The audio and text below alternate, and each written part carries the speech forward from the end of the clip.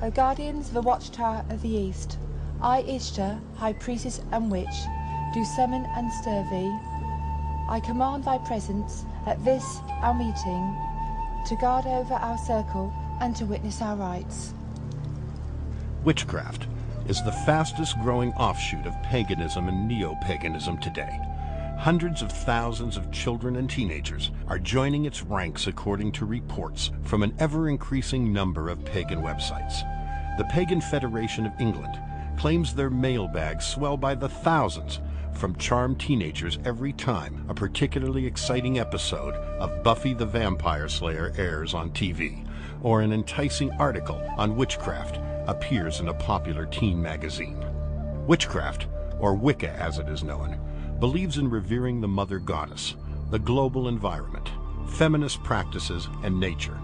The holy reed or rule, do what you want as long as it harms no one, is Wicca's most appealing draw, encouraging its adherents to indulge in self-gratification and self-centeredness, while allowing morals to shift at will. Wicca teaches there is no absolute truth or sin, and replaces the patriarchal male creator god of the Bible with a belief in both male and female gods. Most pagans and witches believe they must communicate with supernatural spirits, which they refer to as forces of nature, in order to receive wisdom and power for magical skills. They also embrace the concept of self-empowerment by awakening internal spirituality through meditation, visualization, and other mind-altering techniques of self-hypnosis. Dimly lit parlors or New Age fairs are no longer the only places to practice secret magic, fortune-telling, spell-casting, or potion mixing. As a result of aggressive marketing campaigns, a wide variety of witchcraft techniques offering powers of control for personal achievements can now be found at bookstores, on the internet, in public schools and libraries, and throughout the media. Hollywood's presentation of witchcraft as exciting and glamorous has further increased its appeal to young audiences. Enhanced by digital technology and revolutionary special effects, occultic spells and rituals are given visually stunning portrayals, as are the depictions of supernatural beings, ghosts, demons, vampires, mythological characters, and even Satan. A growing number of cartoons and television dramas aimed at increasingly younger audiences further seduce children with the allure of sorcery and divination. Occultic themes are frequently woven into the storylines of primetime series, which has undoubtedly contributed to the practice of magic as being the fastest growing mystical attraction among teenagers. The spectacular growth of the internet, which occultists refer to as the portal of transcendence, has further fanned the fascination of spiritual alternatives. An unprecedented amount of occult literature is available online. At Amazon.com, for example, consumers can find more than 1,850 books on witchcraft. And in addition, hundreds of websites are dedicated to marketing witchcraft specifically to children. Pagans and witches worldwide can now communicate and perform ritual magic online through an ever-expanding number of highly networked, occult-oriented chat rooms. Countless websites now offer everything from poisoned rings to spells for young people seeking empowerment. Each year, thousands of teens are turning their backs on Christianity and joining witches' covens in order to learn spells so as to pass school exams, attract boyfriends or girlfriends, and get rich. The secretary of the Magic Circle's Young Magicians Club credits the Harry Potter books as the latest rage, which he says has rekindled the childlike approach to the fact that the impossible may be possible. He gives thanks to Harry, who he says has sparked an interest in pure magic, real magic, strong magic. Harry Potter, the orphan child wizard, already famous in his own magical world because he survived the murderous black magic death curse of the evil Lord Voldemort, has now duplicated his fame in the real world. Under the category of children's fantasy literature, sales of Harry Potter books have received phenomenal acceptance worldwide, breaking all records in children's literature, with over 100 million books sold in 200 countries. Harry Potter has been translated into more than 40 languages. A massive global marketing campaign, partnered by Warner Brothers, Mattel, and Coca-Cola, guarantees that the Harry Potter image will be kept before the public for years to come, through films, toys, video games, and every type of merchandising product imaginable. According to a U.S. Consumer Research Survey, over half of all children between the ages of 6 and 17 have read at least one Harry Potter book, with thousands reporting multiple readings of all of the books. These volumes range anywhere from 309 to 734 pages. While many parents are thrilled by the prospect of their children taking an interest in reading, other parents and educators view Harry Potter as the latest tool being used to disciple children into the darkest aspects of black magic. Through Harry Potter books and audios, children as young as kindergarten age are being introduced to human sacrifice, the sucking of blood from dead animals, and possession by spirit beings. Set in England, the Harry Potter story begins on Halloween night, with the murder of Harry's parents by the evil Lord Voldemort. Through the sacrificial goddess magic of his mother's love, baby Harry is saved, and his blood is given magical powers. Unable to kill Harry in revenge, Voldemort sears a death curse of a lightning bolt on Harry's forehead. In the real world, thousands of young fans demonstrate their allegiance to Harry by taking the mark of the lightning bolt on their own foreheads. There's no such thing as magic.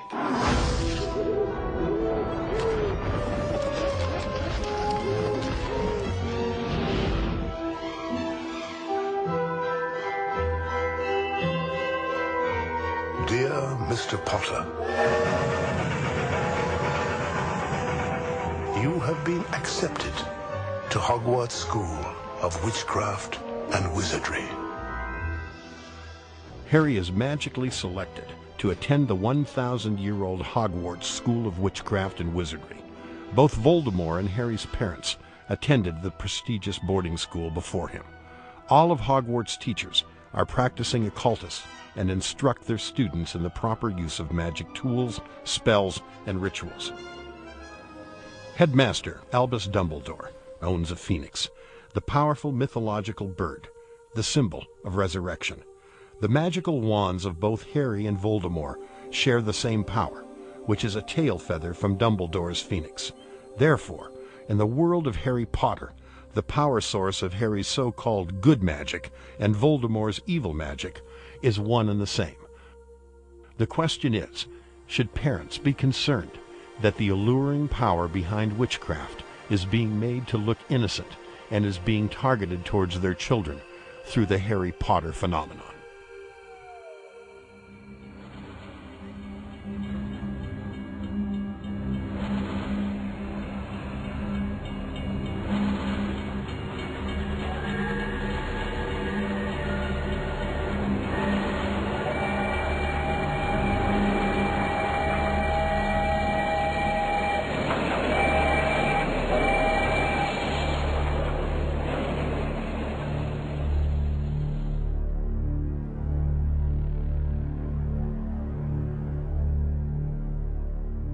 I read the first one 8 times, the second one 3 times, and the third one 4 times.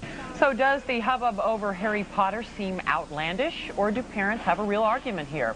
Well, joining us now from Columbia, South Carolina is Steve Mounts. He's a parent who has expressed concerns about the book's use at schools. Also joining us is Jennifer James from Watertown, Massachusetts. She is a children's book buyer for Wordsworth Books. All right, Mr. Mounts, let me start with you. These are #1 books on the bestsellers list, winner of the National Book Award in the UK. Kids love them. So what do you find particularly objectionable about these books? The thing that we found, my wife and I found objectionable, was it was being read aloud to our son in his class. And there were things that we believe had a religious connotation to them. Witchcraft, Wicca, which the Supreme Court has now said is a religion. The IRS has given it religious status. The military's got Wicca chaplains.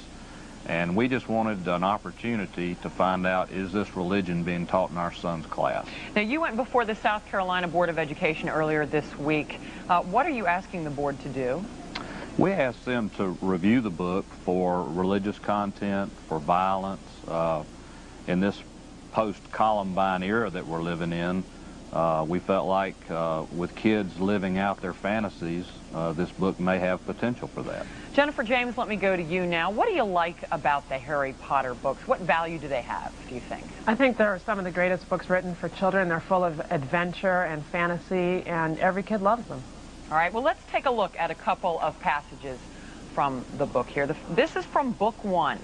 See what I have become, the face said, mere shadow and vapor. I have form only when I can share another's body. But there have always been those willing to let me into their hearts and minds. Unicorn blood has strengthened me these past weeks. Yikes, unicorn blood? Jennifer, you hear that and you think, well, maybe Mr. Mounts has a point here. I think it's just fantasy. It's a book, it's not reality, and I think children can make the difference. They can draw the line. Well, Steve, that's a good point. Don't you think that 4th and 5th graders are smart enough to be able to distinguish? Don't you think your son knows the difference between fantasy and reality?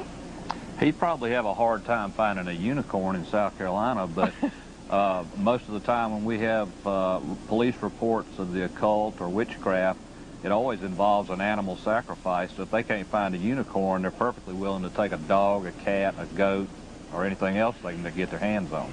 Well, Steve, the author says these are moral books, and I want to play some sound from when she was on the Today Show yesterday, if we can roll that. Do we have that? I made a very conscious decision right at the beginning that I was writing about someone evil, and I wasn't going to tell a lie. I wasn't going to pretend that an evil person is a cardboard cutout and no one really gets hurt. Okay, if you're writing about evil, I think you genuinely have a responsibility to show what that means. And that's why I'm writing them the way I'm writing them. I think they're quite, well, actually, I think they're very moral books. Steve Mounts, there seems to be some merit in what she just said. How can you argue with that? I think the merit in what she said was they are evil books. I think parents can make a decision on whether they want their children to read these books. She was, by the way, responding to a quote that my wife had given before the school board about the books being violent, and I applaud her for saying they were violent. So apparently there's no disagreement on that. Jennifer James, you are a children's book buyer at the bookstore. Are you finding this to be a real phenomenon at your store, these books? Yes, we've never seen anything like it. It's unbelievable, and we're all very happy. Right. Well, what makes you happiest about it? Is it the sales, or is it the fact that kids are really loving to read now? The children run into the store, want to buy the book, and sit down and start reading it before they leave the store. Mm.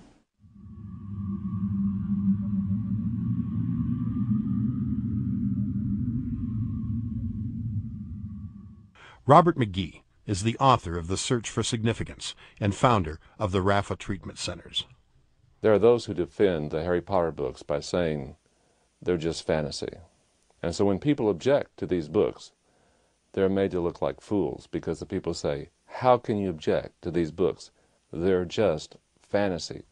But that line of reasoning would tell you that you could include in fantasy any violence, pornography, whatever you wanted, and still defend those books by that very same statement.